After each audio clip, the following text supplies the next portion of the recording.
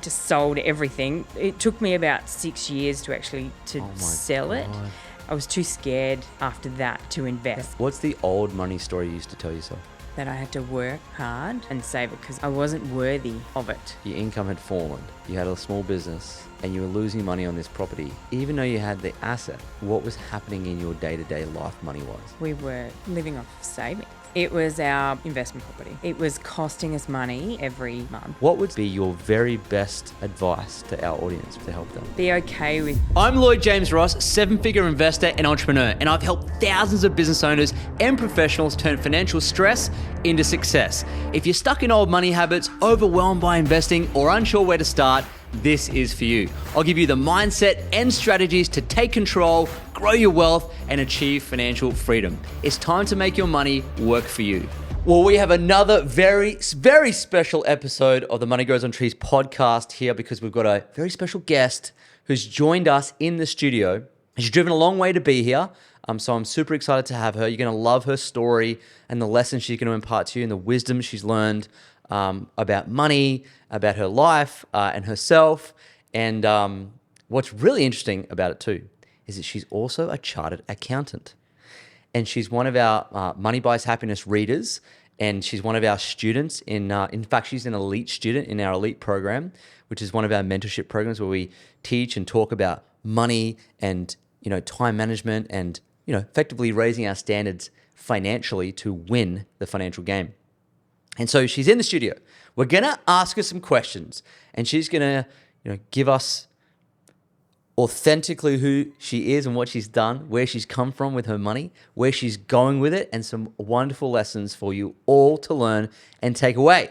And it's none other than Erin Moss. What's up? Thanks for coming into the studio. Oh, thanks for having me, Lloyd. Are you excited to be here?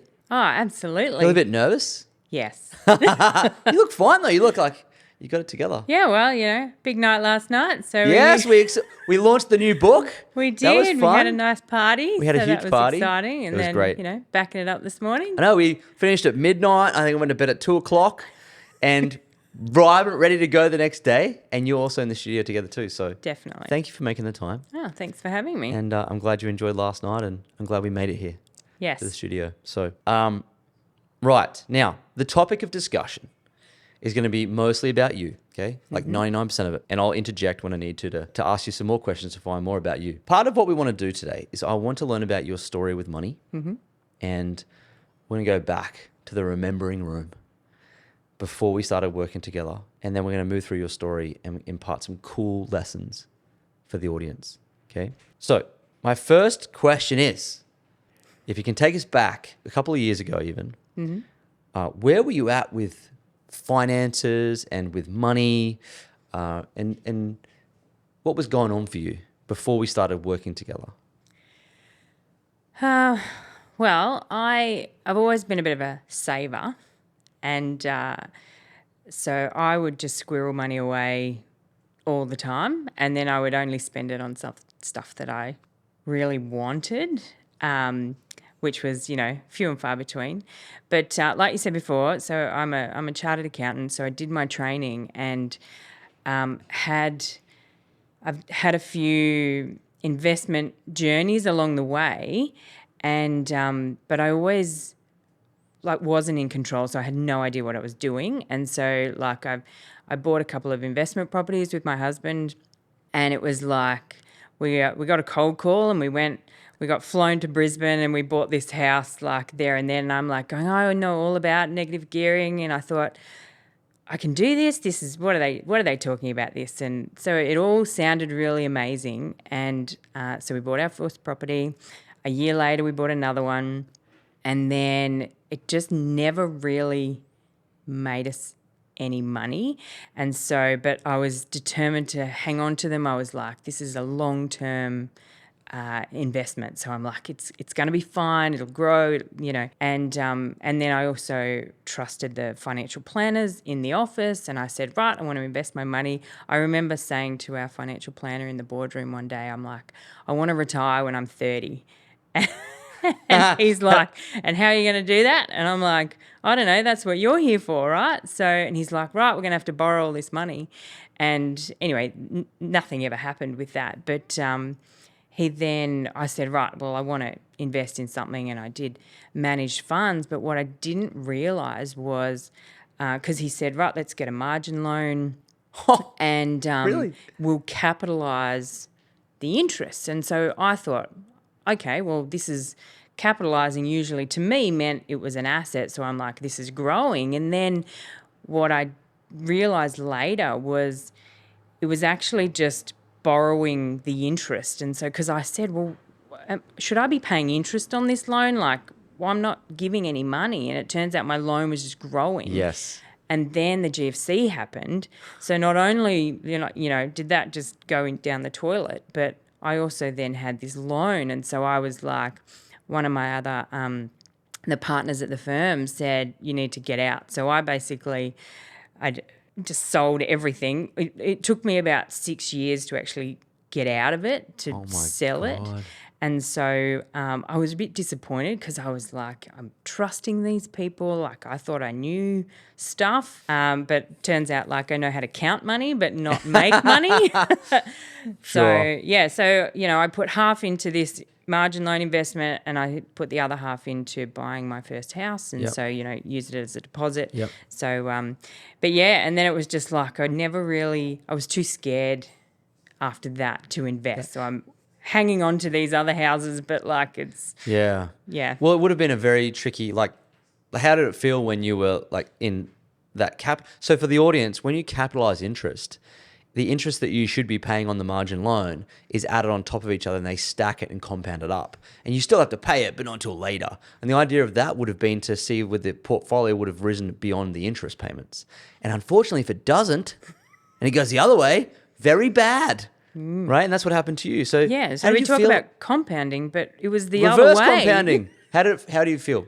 Did you feel what? When I had it. Yeah, when it happened. Like when you realized what it was. Oh, it was gut-wrenching because I thought, how could I be so stupid to think that this was a good thing? Like, why didn't I do my due diligence? Like, why didn't I look into this a bit more? Yeah. That sort of thing. So it was a bit like... Did you feel a little bit let down from the advice? 100%, yeah. Yeah. So, and lost trust. And so now I'm like, who do I trust? Sure. Yeah. In terms of this. Okay, so you've had that gnarly experience, which would have inflicted some wounds. And, made you apprehensive. Yeah, definitely. Right? So what happened after that? So how did we come into connection? Like how did that happen and unfold? The book, Which one? Money Buys Happiness, Come on.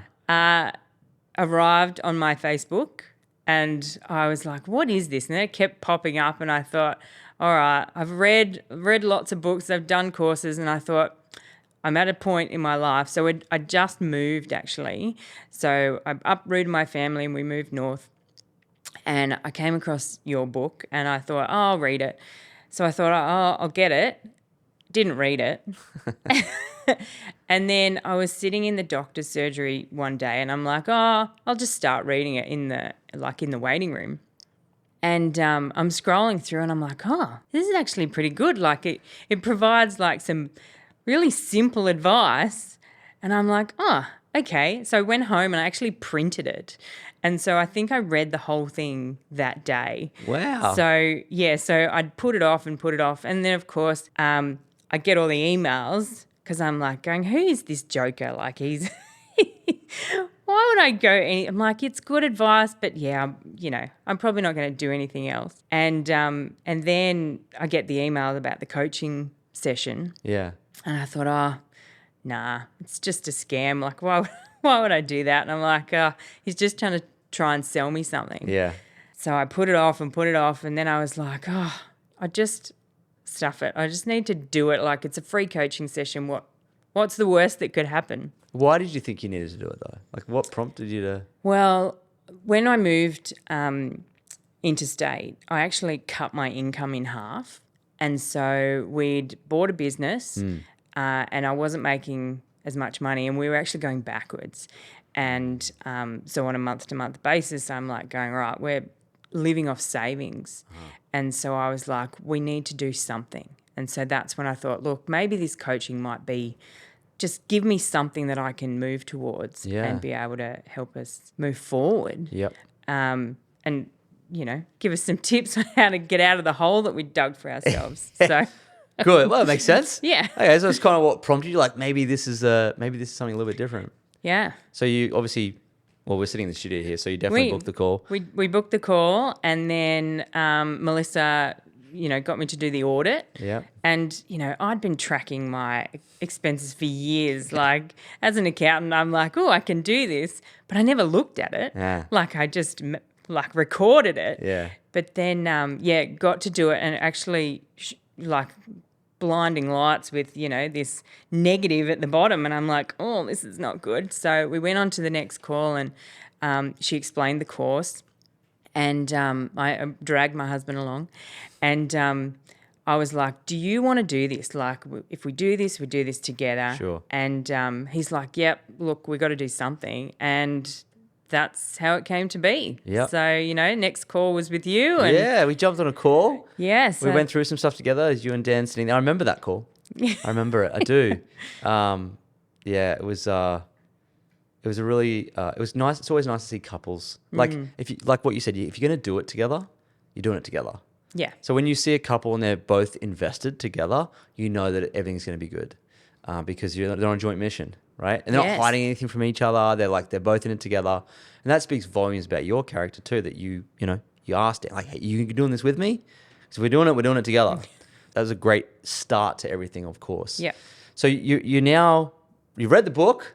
Read the book. You're like, I'm ready to implement stuff. I hope this is going to be good. And then what transpired over that time? Like what things started to happen for you? What did you implement and do? So we pretty much... Well, let me just wait a second before you Yeah. even do that. When you said on the audit, when you did the audit, you said a little negative. What was on the audit that you talked to each other about, and then you went, well, we need to change? What was the thing that was bugging you the most? It was our investment property.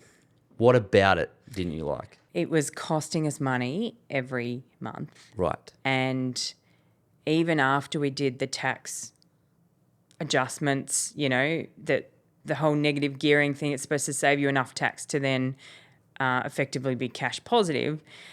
It was still negative. And, my husband's not liked the idea of the properties for a while. And when we moved, I had to sell one in order to buy our new house. Yeah. But when I was talking to the property manager, we couldn't actually sell the second one. She was like, no one's buying. And so I was a bit worried, but we hung on to it. We managed to, buy our new house, move, but it was still obviously negative geared. Yes. And so, we had our tenant actually said to us, because we wanted to increase it by $10 a week. And he said, look, I've been such a good tenant. How about you reduce it by $10 a week? What a cheeky tenant. Yeah. I didn't know they could do that. Oh, me neither. Anyway, Yeah. he said no. We kicked him out and increased it by 50 for the next one. So, There you go. Okay. but yeah, that was the glaringly obvious thing. And Yeah. so the first thing we actually did when we talked to you was to sell the property. So Yeah. the market had changed by that stage. So in 12 months, it had increased. I think we increased by about 100K on that house. And so, yeah, we implemented all of your steps and advice on going, okay, how do we do this? And we just made it happen. Well, that's not what happened. You didn't implement my advice. You knew what you wanted to do already. I'm not an advice guy. No, that's true. I really am just coaching you and facilitating what you already know. Because I remember when we spoke about it, you knew in your heart what you needed to do. Yes. What you wanted to do. You're a chartered accountant. I didn't need to talk to you about 2 + 2 is 4. You're like, you knew. You're like, because when you do this exercise, this snapshot of where things are at, and what you said is blindingly obvious on there. You're like, I know where the gaps are here that we need to fill, and I need to, or the holes yes. we need to plug. These bucket holes. Yeah, the bucket holes, right? And so where's the hole in the ship? Because a small hole can sink a big ship. And your hole was this property that you guys had secured. And, and property over time, particularly in Australia at this present time, has grown, right? So assets do grow and they do produce income. But what you were objectively trying to achieve with it was to have some level of cash flow from it potentially. But as you found out, when you borrow the money to buy it and the interest rate is higher than the rental yield, you make a negative cash flow return. Yes. And we were on an interest-only loan, so No principal. it wasn't even going down. Right. So so it was all banking on capital growth. Now, this is a very common model in a growing real estate market of any country. Yes, we're all banking on the capital growth. A little bit like what happened to that margin loan that you did many years ago. It's like, oh, capitalize, similar thing. So it's all banking on growth. But what happens if growth doesn't come, right? And so you understood what had to happen. Why didn't you ever, if you knew already, why didn't you change it? What was going on in your head? You're like, what was preventing the action taking? Just the value of the house. We would not be able to pay off the loan Sure. before that time. And I was just going, right, we'll just wait it out until the end of, until D-Day when the interest-only loan period was going to end. Right. So you hadn't considered selling? We considered selling it probably a year before. But yeah, like I said, we couldn't sell it. Like the property manager said, they're just not selling. And we got an offer that I wasn't happy with, and she lowballed me. And so I was like, no, I'm just going to hang on to it. So my husband has been wanting to sell it forever, but I was reluctant because I hadn't had that capital growth. Sure. So yes, I knew I had to sell it, but then I was just too afraid of not making it back and having a loan, and so... Okay. But at the time, you said you'd moved, your income had fallen, you had a small business, and you were losing money on this property. Even though you had the assets, what was happening in your day-to-day life money-wise? We were living off savings. Right. And so you're living off some savings, and the money, the delta, the money coming in and the money going out was out of balance. Yes. Right. So your objective was to get it into balance, where you start making more money coming in than going out, which is one of the most foundational principles of money. It is the most important, right? And so you discovered that. So from that discovery, what things did you do? What actions did you take? We found a property manager, a real estate agent. We Yes. put it on the market. Yes. Within a week, it was sold. Right. So you made a decision. We made a decision, yes. Right. And you needed some encouragement. Yes. Right. And you did the numbers. You knew what you knew. Yes. But you needed some, I don't know. A bit of a push. A bit of It's going to be okay. Yeah. What do you want? Do you want financial peace, or you want to keep floundering and having financial stress for the rest? Which one? It's like on the notebook. What do you want? And he closes the door. She can't answer the question. What do you want? And so what did you want? I wanted financial freedom. I wanted relief, just to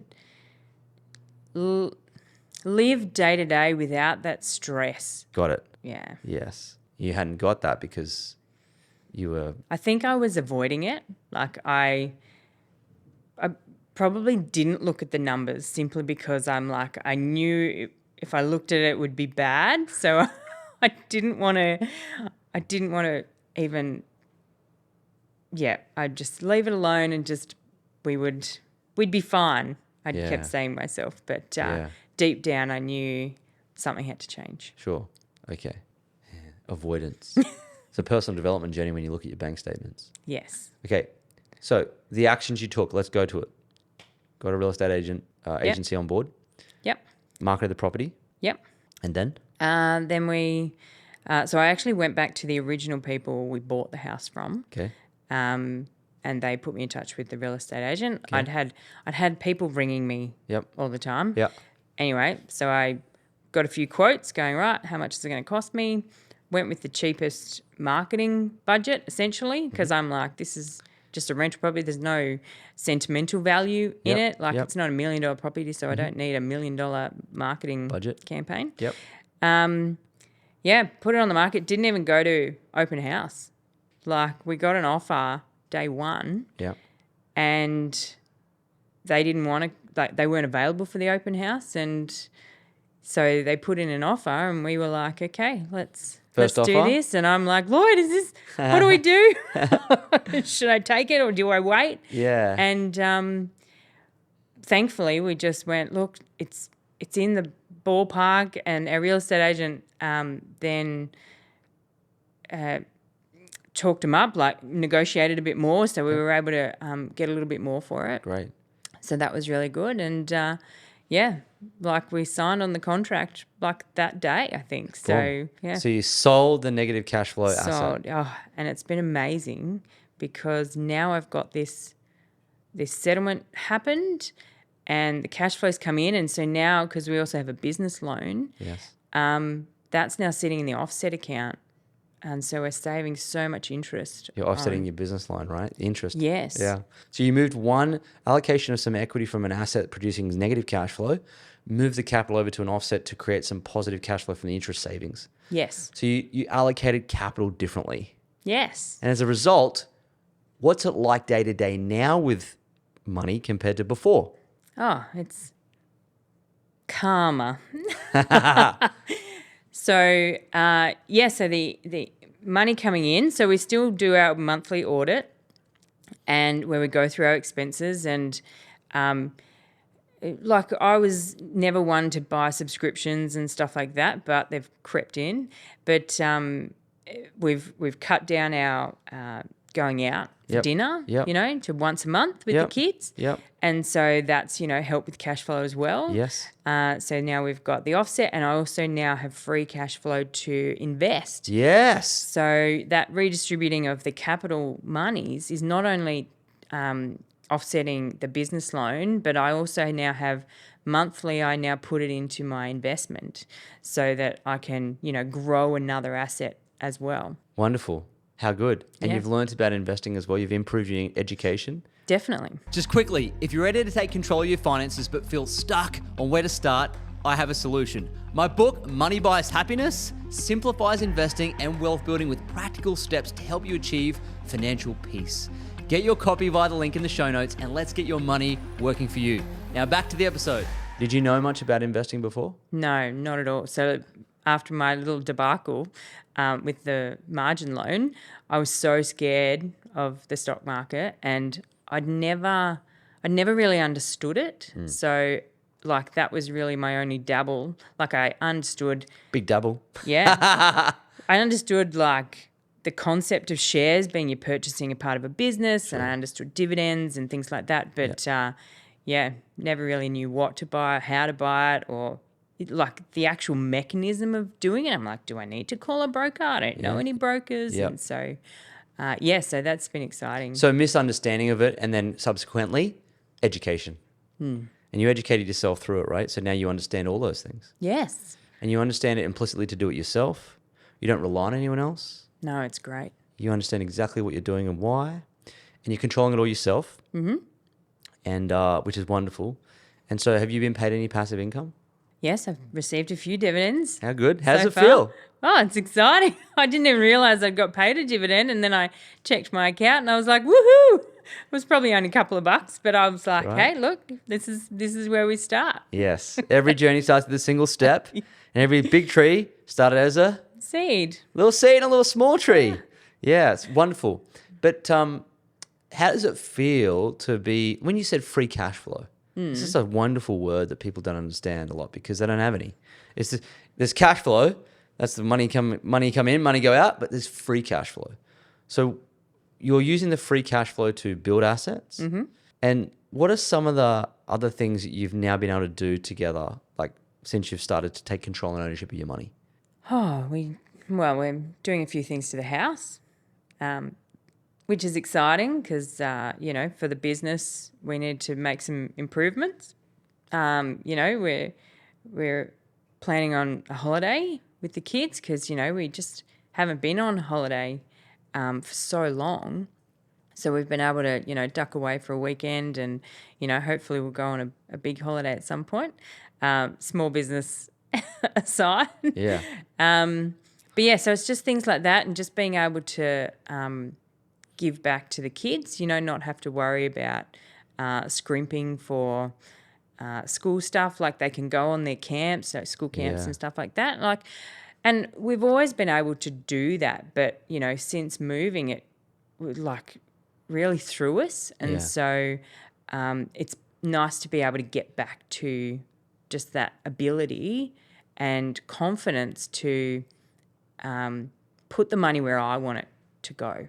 Right. Yeah. Because you're in control of it. Yes. Yes. It doesn't have legs and get up and walk away and go where it wants. You send it where you want it to go, right? Yeah. So you've calibrated where your capital is. Yep. You've calibrated what your loans are. You've calibrated where that free cash flow now goes and you send it there. So you're now in control by the sounds of it. Yeah. And it's really exciting to have that control back. Yeah. Instead of it just like you're closing your eyes and you're hoping that it all just works out. Yeah. And that you've saved enough money to pay the bills and whatnot. Did that work? That strategy? Not really. It's a strategy, isn't it? I mean, I didn't do anything. You didn't live your life because you're so busy saving, hoping that, I'll have enough money for this, that you think I've just got to keep building this asset or, this bank balance.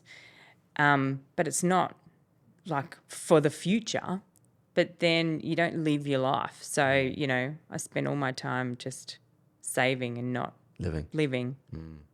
And so I want to ask you this, because how long have you been, when did you start? Like, when did you make the decision? I think it was September, maybe October last year. So not even a year. No. What do we mean, 7 months? Yeah. Look how far you've come in 7 months. I always think it's longer. Okay, 7 months. So you've recalibrated all your finances. Now, I want to ask you this because you came through our core 5 Steps mentorship program, which is our money program. Yep. Then you showcase, because you have a business, you've showcased some elite qualities of showing up and doing the work, Why, which is thank I you. love. Which is why you're in the studio. But also you're now an elite student in our elite program, which is a 12-month program where we really cultivate some other things, which is some areas of your behavior and leadership, self-confidence, communication, and also business, cultivating business skills and making more money. Yes. And these cool things. So after getting your finances under control, which you've done, and you've planning your money tree, you're getting your finances under control, you're doing your audit, you're good, right? Mindset is good. Mindset's good. Yeah. And now you've gone to another level now, because I'm like, well, how do we get Erin to what's the next step, right? And coming into the elite, you've done some work there. Now I want to know from you, what are some of the things that you've experienced or done that you never anticipated that you would do or experience? Like what are some of the benefits or wins you've achieved that you never thought were even remotely associated with money? Social media is a big one. I never realized how important it is for growing a business and being present. And so showing up on lives and reels and posts, I'm still getting used to that. But that's been probably the biggest thing for me, is the importance of connecting with people and utilizing social media as a way to actually connect with other people. Like, it's not just friends showing off or showing what they had for breakfast. It's a way to communicate and really share and add value, and being able to get the message out to people on the masses. Yes. And that's been helpful in your business, of course. Yeah, definitely. And what else? Like, because you've gone through our Mind and Money event as well, which you recently just did. Yes. And so what are some of the personal breakthroughs for Erin in you?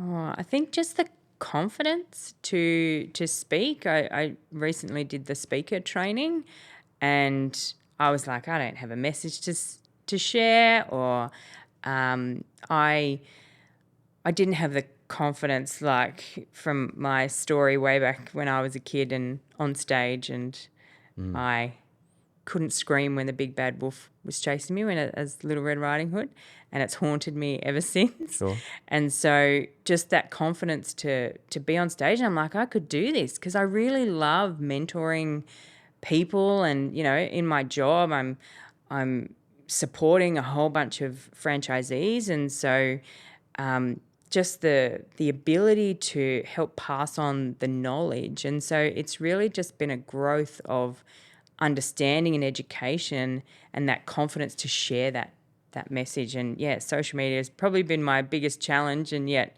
biggest breakthrough in terms of getting out there, Yeah. putting myself Yeah. out there. And because you've learned other cool skills too, like selling and marketing and money making stuff, right? Yeah, the strategies and the frameworks that you put in place, and you make it so simple.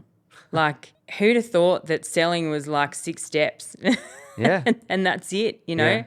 And you liken it to a recipe. Yes. And, you know. My money making algorithm. Yes, your Liken it to banana bread. banana bread. Yes. I love that. And so that really worked for me because it was like, okay, right, so it's all the same. And no matter which business you're in, it's the same process that you need to go through. Just follow the recipe and you'll get the results. And just keep doing the boring things because it works. And then what's that saying that you have, you know, divorce the outcome and fall in love with the process? So I do love that. And so, you know, instead of being focused on, I've got to think big picture, just keep it simple. Yes. And that's certainly one of the things I've learned is breaking it down into little steps, because I get overwhelmed a lot and I'm thinking, I've got to do this and this and this, and we've got to, you know, make our business grow massively. But it's like, just to get a lead, you know, just keep it simple, get back to basics, get the leads, record the leads, find out where they're coming from, and then take the next step. Yes. And so just that, taking the next step, following the process is what is helping Yes. grow. Yes. And yeah, marry the process, which you're doing, and divorce the outcome, which you're doing. Wonderful. Okay, so here's what I want to ask you now. What's the old money story you used to tell yourself? That I had to work hard and save it because I wasn't worthy of it, because other people were better than me. So I was very much self-confidence was a big thing for me, and so it was always like, I will never be rich because I'm not worthy of it. And so, yeah. Why didn't you think you were worthy of it? I don't know. My parents worked hard, you know, and so they worked hard, and, you know, we didn't have a bad life at all. Like, we grew up, I thought, fairly well. We weren't rich, but, you know, we had a pretty good life, and we went on holidays and things like that. And so my thinking was that you had to work hard to get your money, and that was it. I'd never really had any experience or connections of people with businesses, and so I didn't really know I lived in a bubble. Like, there was this whole world out there that I didn't really understand, and so I thought, oh well, I'm not in the group, and so therefore that can't be me. Like, I always felt there was something more, but I was like, oh well, maybe it's not for me. So the old money story is that, and what would you say now after the last 7 months? What's your new one? What's the new money story you're telling yourself? I can do anything. Just keep it simple. Follow the process, and set yourself a target, and, you know, believe in what you're doing, and give value, because money is just a vehicle. Like, it's not about making the money. It's about exchange of value, and the money will come. And so that, I think, really changed my mindset, because it's like, so here I am so focused on the money side of things, and I want more money, but it was like, I just need to focus on the giving value, and then it will come back. What a great lesson. That is so well articulated. Thanks. You communicate so well. I couldn't have said it better myself. So you've learned how to conjure money out of thin air. Yeah, you could say that. You're a money magician. Yeah. Yeah, you've learned the art of giving is how you get, yes? Yeah, you give value and help people solve problems, you make money. Yes. They pay you in return for helping them solve their problems. Yes, and I love solving problems, love puzzles and things like that. So it's like, this is all working in my favor here. It's a game. And you're good at the game now. You know the rules of the game? Yes. You know how to play the game now. Yes. Now you just got to get better at the game Yes. as you go, which you are. And I've heard many years ago, how you play games is how you play life. So now I know the rules of this game. Yes. You know the rules of the money game. Excellent. So I want to ask you this question to finish up. Of the experiences you've had with shifting your capital, making it work better for you, so becoming a better capital allocator, right? And having the encouragement and the support to make those capital allocation decisions yourself that you knew you had to make already. And having free cash flow and learning to put it to work to get some passive income and deploying some of those new skills, the money-making recipe onto your business now, which I know you're doing to increase the income and value of that. And your own personal growth too, with the breakthroughs you've had in how you're showing up as a person. Yeah. Your personal confidence, how you're showing confidence here today on the show. Out of all that, in the last 7 months, which is a bit amazing, what would would be your very best advice to our audience? What's the number one thing you can say to them to help them? Show up and take action. Because even though it's hard, like just being present, learning, take action. So showing up, what does that mean? Well, if you're on a call, commit and show up. So do what you say you're going to do and show up for yourself as well. So if you want to do something, you have to show up to do what you say you're going to do and set time aside for yourself to do those things. So, show up to the calls, show up for other people, be present. Be there. Be there. Yeah, schedule it. Be there. Yeah. Be on there. Don't do it half-assed. Yeah, excellent. So show up, commit. And outside that, anything else? Be okay with being scared. Like, it's going to be scary to do some of the things, but you've got to get outside your comfort zone to grow. So just do it. Like the reels and the social media stuff, you just have to have the courage to do the hard things, and it only takes, a moment or whatever it is, you only need courage for a few minutes or a few seconds to then actually, take messy action. Yeah, take messy action, which you've been so good at, right? You've been taking action. Is this the first podcast episode you've ever done? Yes. And look at you go. I know. Taking action. It's not even messy. Scared as hell. You scared? You scared now? Yeah, look scared. So you had a little bit of courage. Growing yourself. Yeah. Your money's in order. What's the future look like for Erin? Amazing.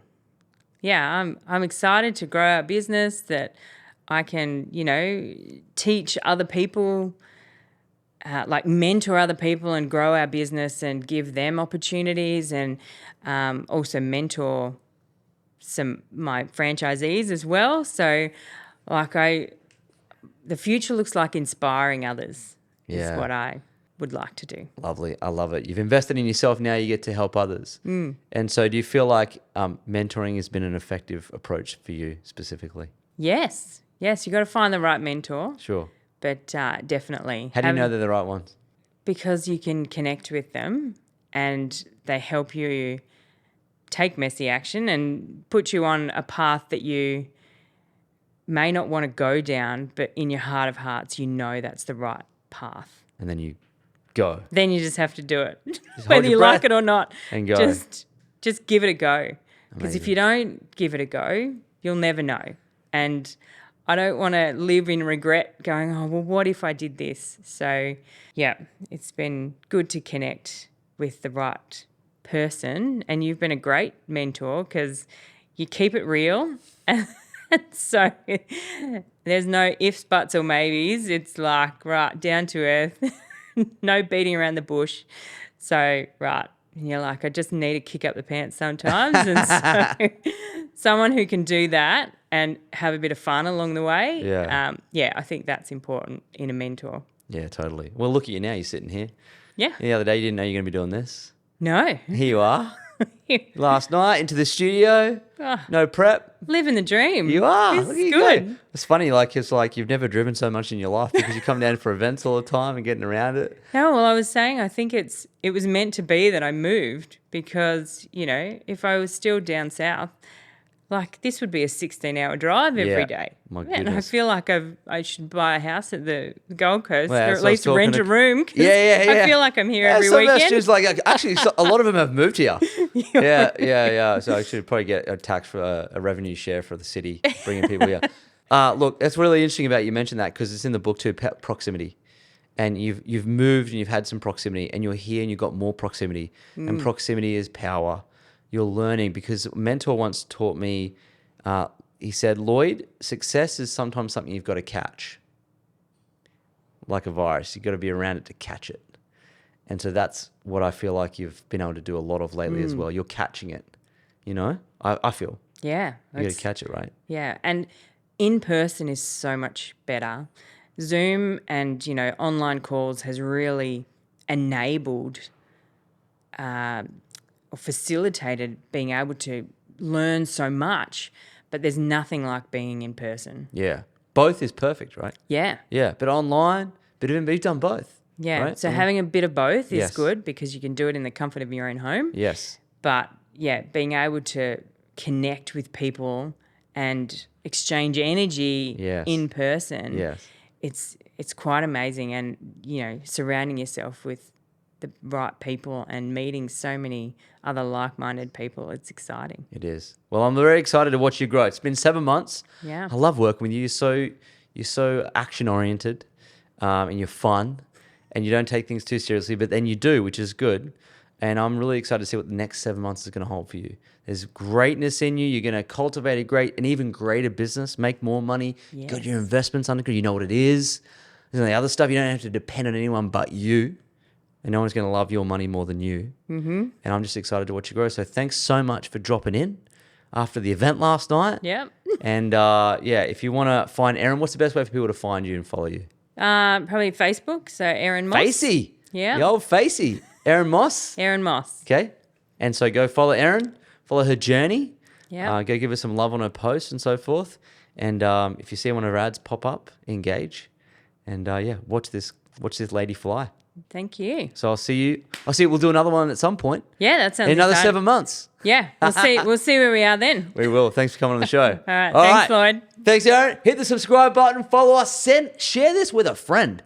If you know someone's like, Erin's a flipping chartered accountant. If you aren't a chartered accountant, she knows how to count numbers and she's still here. So share the episode. It's a really cool episode. I loved it so much. Thanks for dropping by, and I'll see you guys in the next episode of the Money Grows on Trees podcast. Thanks for listening to Money Grows on Trees. If you enjoyed the episode, leave a 5-star review on Apple Podcasts and Spotify, and subscribe to us on YouTube so you never miss an episode. And if you're serious about building wealth, make sure to check out the links in the show notes and follow me on all social media platforms at Lloyd James Ross for more. See you in the next episode.